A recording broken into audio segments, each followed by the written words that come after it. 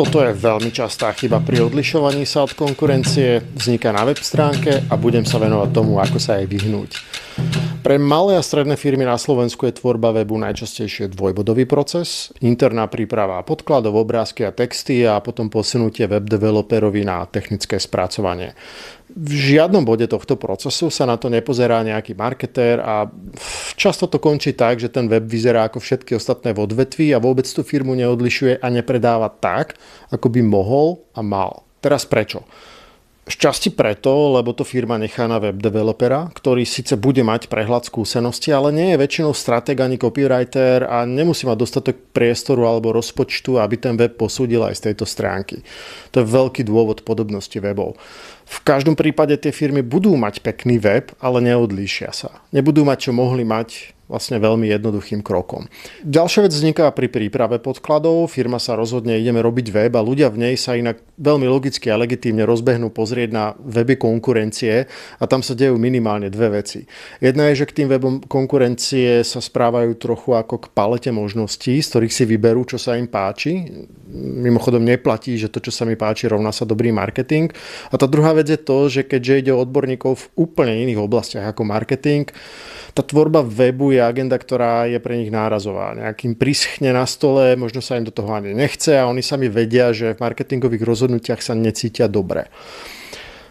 Práve toto spôsobuje, že majú podvedomú tendenciu vybrať si formulácie a nejaké iné prvky na tých weboch, ktoré sú na trhu bežné.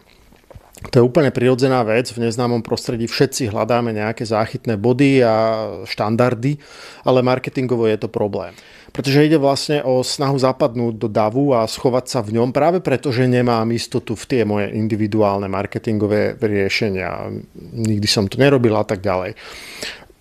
Je to prirodzená vec, ale marketingovo problém. My dokonca nachádzame okopírované aj chybné tlačidlá na webe, preklepy a rovnaké templatey webov a tak ďalej a tak ďalej. To je možno tá úsmevná časť.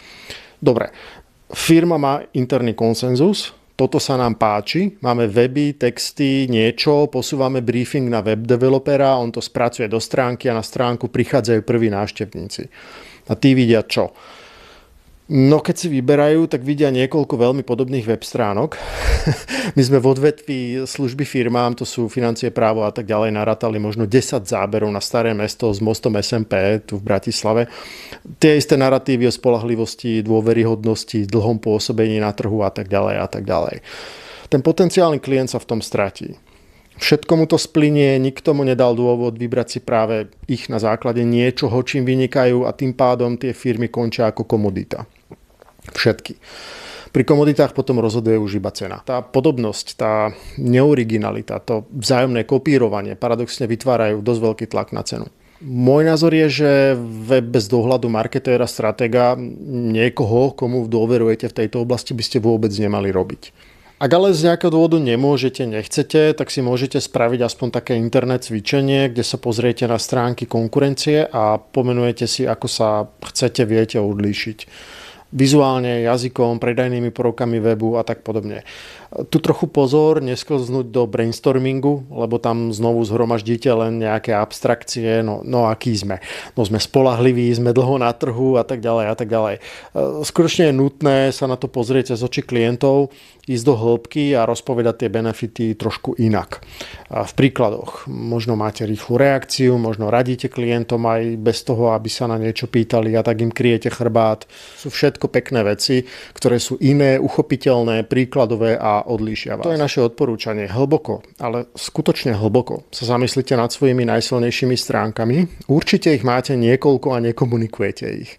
Tak sa aj odlišite a dáte možnosť návštevníkom webu vidieť vás v inom svetle a vybrať si práve vás. Ak aktuálne robíte web, kľudne sa ozvite, ak budeme mať priestor, poradíme nejaké základné noty.